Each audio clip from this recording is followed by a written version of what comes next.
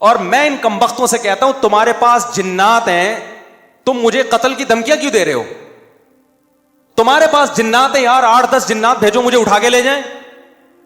میرا 68 kg 69 kg یہ میرا وزن ہے, ایک جن سے ایک مولوی نہیں اٹھ رہا یار. بغیرتی کی انتہا ہے یا نہیں ہے؟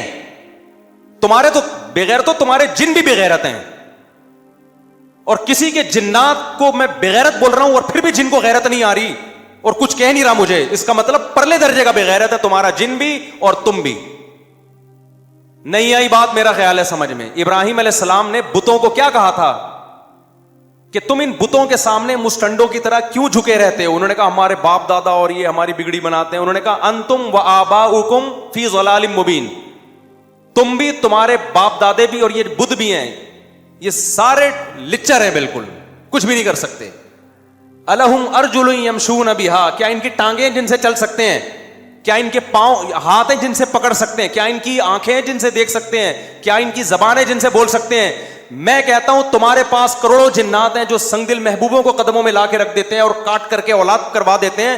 تم میرے سر کا ایک بال تو نوچ کے دکھا دو یار. نہیں آ رہی میرا حال بات کھوپڑی شریف میں؟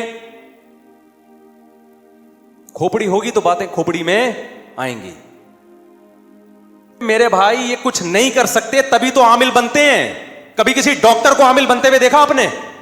کیونکہ وہ بہت کچھ کر سکتا ہے, اس کے پاس پیسہ کمانے کے جائز طریقے بہت ہیں, اس لیے وہ کبھی بھی عامل نہیں بنے گا.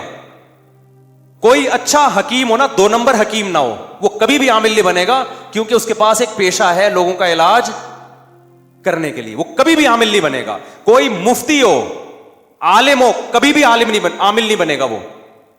آپ کہتے ہیں وہ تو فلاں حضرت مفتی صاحب عامل ہیں, وہ مفتی نہیں ہے, اس نے جھوٹ بول کے اپنے نام کے ساتھ مفتی لگا لیا ہے. کوئی ذی استعداد عالم ہو کبھی بھی عامل بولو نہیں بنے گا. یہ مدرسے سے وہ فارغ التحصیل لوگ یہ کام کر رہے ہوتے ہیں جنہوں نے صحیح طریقے سے پڑھا نہیں ہوتا. اب نہ ان کے پاس دنیا کی کوئی ڈگری ہوتی ہے اور نہ دین میں کچھ ان کو آتا ہے, دنیا بھی برباد اور دین بھی برباد. اب ان کے پاس کمانے کے علاوہ, جن چڑیل بھوت بھگانے کے علاوہ کوئی راستہ نہیں ہے. پھر یہ تبلیغ میں نکلتے ہیں, 4 مہینے لگاتے ہیں تاکہ لوگوں میں ہمارا امیج کیا ہو, بحال ہو. پھر یہ ریونڈ کے بزرگوں سے تعلق رکھتے ہیں, پھر یہ دارالعلوم کورنگی جاتے ہیں, وہاں کے علماء سے سیلفیاں لیتے ہیں اور ان کی خدمتوں میں ایسے بیٹھتے ہیں ایسا لگتا ہے جیسے ساری سکینت اکیلے اسی پہ نازل ہو رہی ہے. پھر یہ علماء سے جھک کے ایسے ملتے ہیں ایسا لگتا ہے اس سے زیادہ نیک اس کائنات میں پیدا ہوا نہیں. پھر علماء ان کو خلافتیں دیتے ہیں ان کے اس ایٹیٹیوڈ سے متاثر ہو کر. یہ سب مارکیٹ میں ہول سیل کے حساب سے ہو رہا ہے, اور اب انہوں نے دبا کے شادیاں کرنا بھی شروع کر دی ہیں. میرے پاس جب کوئی عامل آتا ہے تو اپنی 4 شادیوں کا حوالہ دیتا ہے. پھر میں کہتا ہوں کرتے کیا ہو؟ کہہ رہے میں جن بھگاتا ہوں. برباد کر دیا, 4 عورتوں کی زندگی برباد کر دی. ایک دفعہ کوئی عامل آیا کہ رہی میری 3 شادیاں ہو گئی اور میں چوتھی کے لیے فلاں جگہ پیغام بھیجا ہوا میں نے اور میں عملیات کرتا ہوں اور آپ سے بڑا متاثر ہوں.